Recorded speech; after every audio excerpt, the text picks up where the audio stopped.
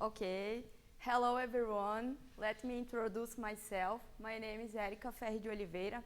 I'm a master student at Oregon State University, and I'm DMV, and I'm here today to present our studies about effects of supplementation of vitamin B complex on performance of beef calves during a 42-day preconditioning program. Is knowing that stress can have detrimental effects on immune system. Practices such as castration, weaning, transportation, dietary changes can cause significant stress, resulting in reduced performance. Yeah. Oh.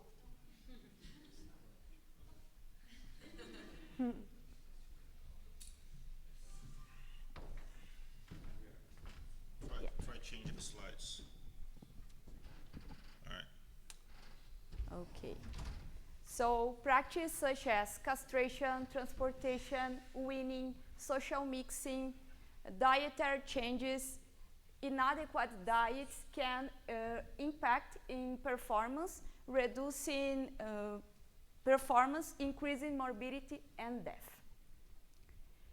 Several studies have demonstrated that abrupt weaning and maternal separation can also impact the behavior of the animals and also changes acute phase protein profiles and impact immune system.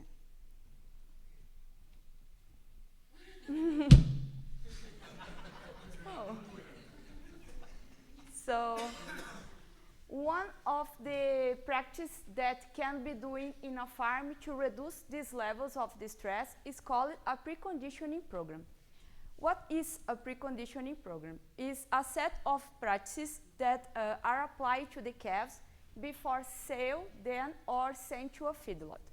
So this program aims to improve the health, well-being and performance of the calves, that it can reduce the incidence of disease.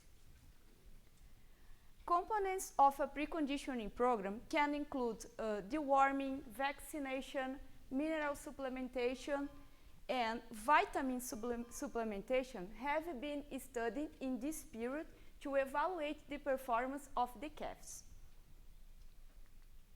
Vitamin B complex have been researched and supplied in this period, and they are water-soluble molecules that play a crucial role in various metabolic processes, such as energy, carbohydrate, lipids, and amino acids. Vitamin deficiencies have been also linked to immune system. The proper development and function of virtually every vitamin on another can be also linked to immune system. So we hypothesize that supplementing vitamin B complex during a preconditioning program will lead to improved growth performance. And the objective of this study was to evaluate the effects of supplementation of vitamin B complex on post-weaning performance of beef calves. Now we're gonna move to materials and methods to understand how the study was conducted. So this study was conducted during fall 2023 at Oregon State University in Eastern Oregon Agricultural Research in Burns, Oregon.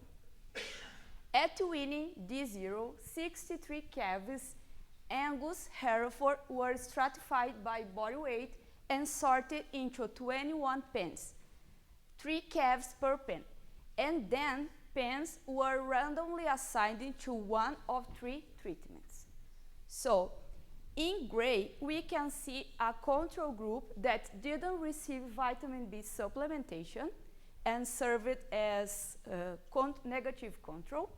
In orange, we can see treatment 1, which received 1 gram of vitamin B supplementation, and in dark red we can see treatment 2, which was vitamin B2 grams. So Here we can see the composition of the vitamin that we supplemented, which was Vivalto from Celco, composed for pantothenic acid B5, pyridoxine B6, folic acid B9, biotin B7, and cobalamin B12. Supplementation was offered at the beginning of the study, D0, and until the end of the preconditioning phase, which was 42 days. Vitamin B complex was offered to calves assigned to treatment B, mixed with 1.3 of dry distiller's grain. Calves had free access to chopped alfalfa, Medicago sativa, hay mix, and whole corn. Pen intake was recorded daily, and blood samples and body weight were recorded on the 0, 1, 3, 7, 14, 21, and 42. Body weight were used to calculate calf average day gain, and blood samples were analyzed for acute phase protein, plasma ceruloplasmin, and haptoglobin. Additional blood samples will be analyzed for cortisol and vitamin B concentration. The analysis statistical variables were analyzed and considered pain as treatment, pain as the experimental unit, and pain per treatment as a random effect. Blood variables were evaluated as repeated measure and effects on treatment day, and possible interactions were analyzed with the mixed procedure of CES. Now we're gonna move to the results. In gray, we can see a control group. In orange, we can see vitamin B that received 1 gram of vitamin, and in dark red, we can see vitamin B 2 grams. So we had not effects of body weight at weaning, which was expected, but when we look to the final body weight, we had not effects between treatment, which was on average 283 kilograms. When we look to average day gain, we had not effects between treatments, which was in the end of the 42 days, on average 0.700 kilograms. Our group also made previous studies supplementing cows. So we evaluate 45 days before calving and 15 days after post-calving. So we had two groups. One group, the cows that didn't receive vitamin B supplementation, and another group that received vitamin B 2 grams, and we had not effects on body weight of these cows. Sorry. But when we look to the body weight of the calves comes from born to cows that receive vitamin B supplementation tend to be heavier at turnout 90 days. These calves had 30 days of life. So what it means? It means that vitamin B tended to have an influence of immature cows that probably doesn't have the perfect ruminal microbiota format, but we had not effects on cows. Another study also investigated the effects of protective vitamin B complex on pre-weaning growth and performance of Holstein heifers. No treatment effects were observed for average day gain, supplement intake, and total dry matter, concluding that supplementation did not affect pre-weaning calf growth. Likewise, another study observed no treatment effects of vitamin B supplementation to crossbreed beef calves on weight gain, dry matter intake, or efficiency gain feed, when calves were supplemented during 50-60 days at the feedlot.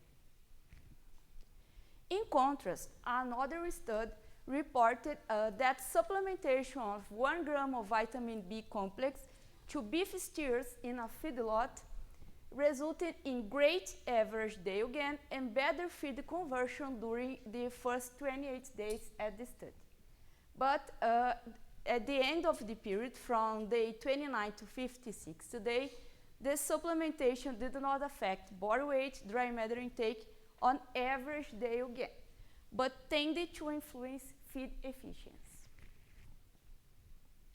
Now we're gonna move to the blood results, and in this graphic we can see the plasma ceruloplasmin behavior. So again, in gray we can see a control group, in orange we can see vitamin 1 gram, and dark red vitamin 2 gram. So we had one effect regarding to plasma ceruloplasmin, a day effect, which start to increasing on the 1 and the peak was on the 7. But at the end of the period, we had not effect between treatments. When we evaluate plasma haptoglobin, in this graphic, we can see that we have an effect of the day, which start to increasing on the 1 and the peak was on the 3, after decreasing on the 7. Those results are expected because plasma ceruloplasmin and haptoglobin are proteins that shows stress levels, such as at weaning that this study was conducted. So, in conclusion, supplementation of vitamin B complex to beef calves post-weaning did not seem to affect calf growth or to ameliorate acute phase response regardless of the level of supplementation. Further investigation is warranted to better explore the effects of vitamin B supplementation during a preconditioning. So I would like to say thank you for Dr. Juliana Ranches Lab, staffs of Eastern Oregon Agricultural Research in Burns, Oregon, and addition for Celco that providing the vitamin B complex for this study. So it's a pleasure for me to be here. Thank you.